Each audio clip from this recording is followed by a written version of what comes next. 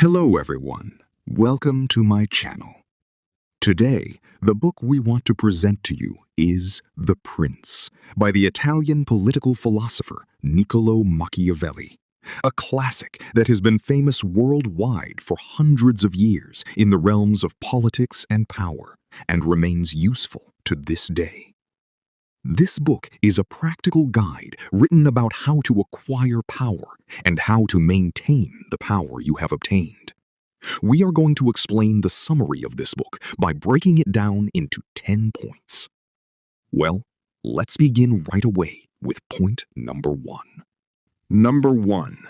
It is better to be feared than loved, if you cannot both love.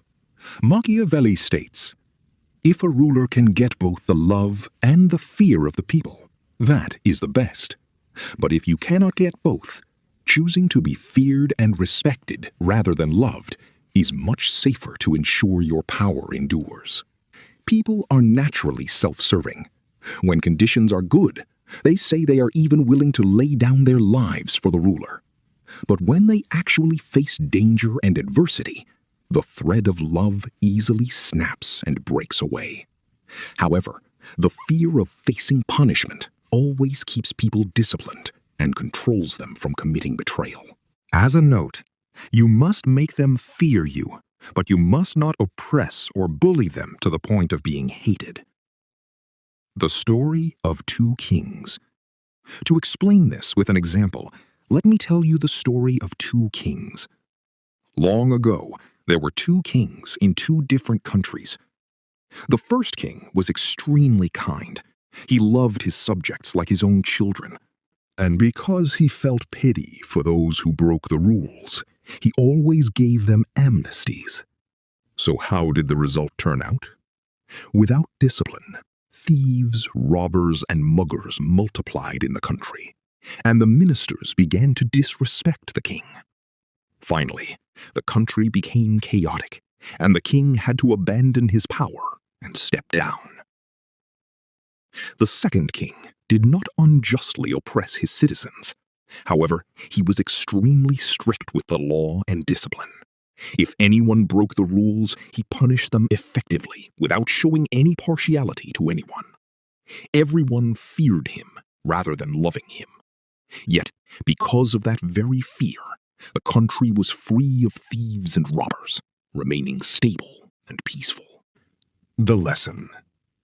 In the field of leadership, if you only try to win everyone's love, commands and discipline will end up corrupted and misplaced. Building the necessary aura and fear is what can truly provide long-term stability. Number 2. Courage and strength of a lion, cleverness of a fox. Machiavelli states that a ruler must not only rely on law and order in combat, but must also know how to adopt the nature of animals. A lion cannot protect itself from traps, and a fox cannot defend itself against wolves. Therefore, one must be as clever as a fox to recognize traps, and as strong and courageous as a lion to frighten away the wolves. If you always cling solely to truth and loyalty, you will easily fall among cunning enemies. Therefore, when necessary, you must be able to pretend to be faithful, and you must know how to utilize clever stratagems. A story to make it easy to understand.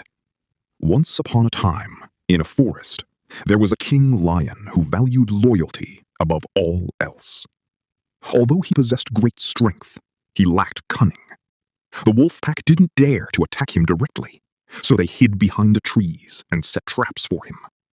Overconfident in his brute strength, the king lion pushed forward and ended up trapped inside a pit. Later on, a new leader emerged, one who possessed the cleverness of a fox alongside the courage and strength of a lion.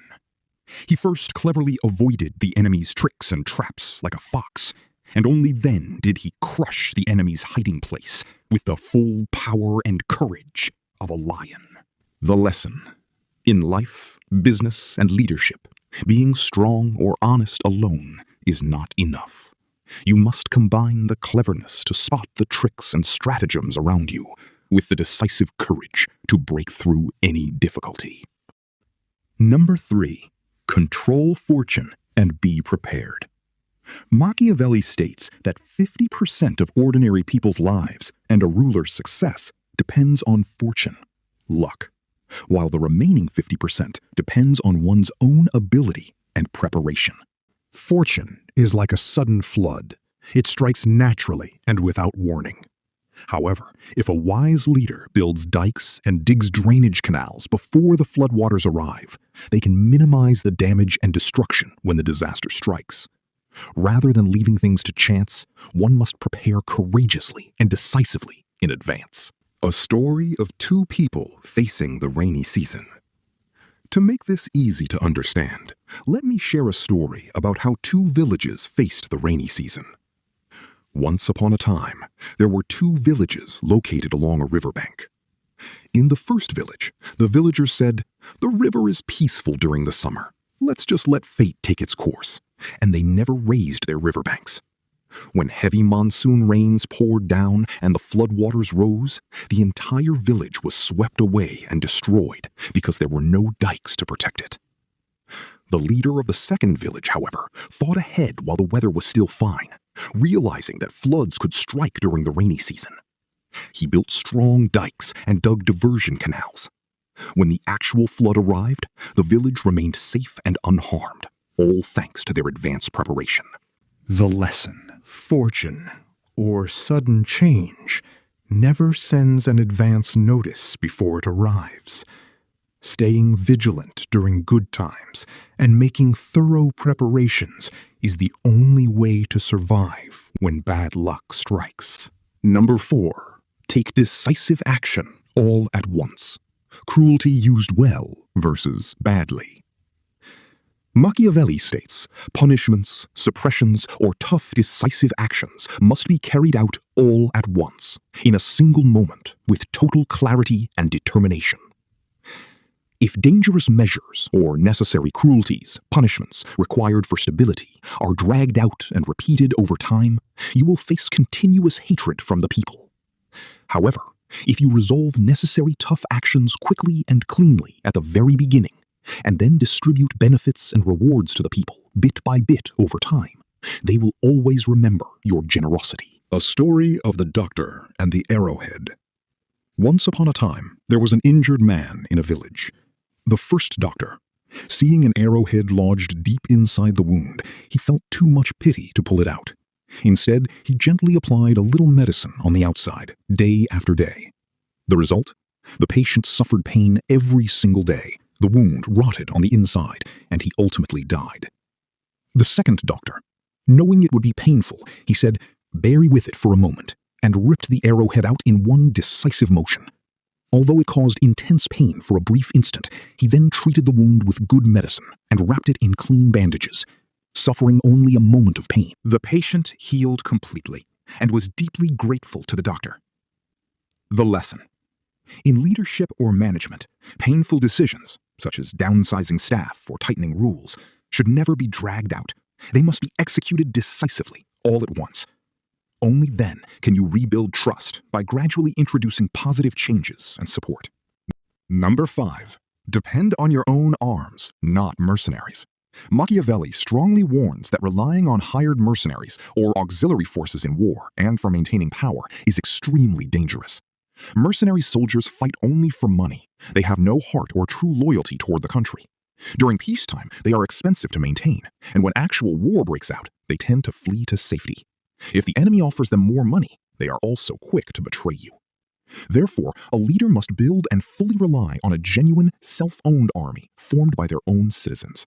A story of the housedog and the hired guard.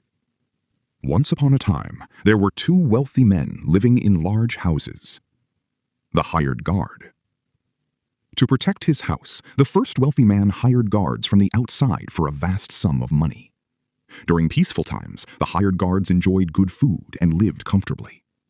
But one night, when a large gang of bandits raided the house, the mercenaries said, "We aren't going to risk our lives for this," abandoned the owner, and fled.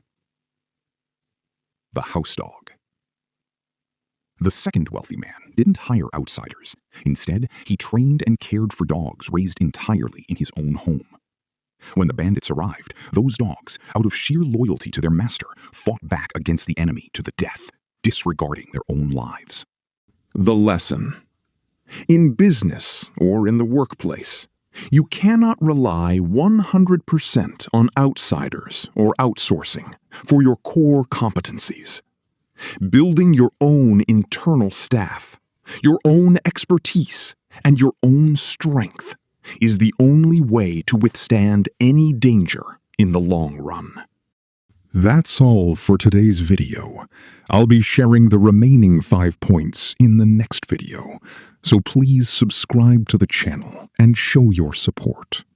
If you're interested in useful general knowledge, dark psychology, money tips, and other financial life insights, don't forget to hit that subscribe button.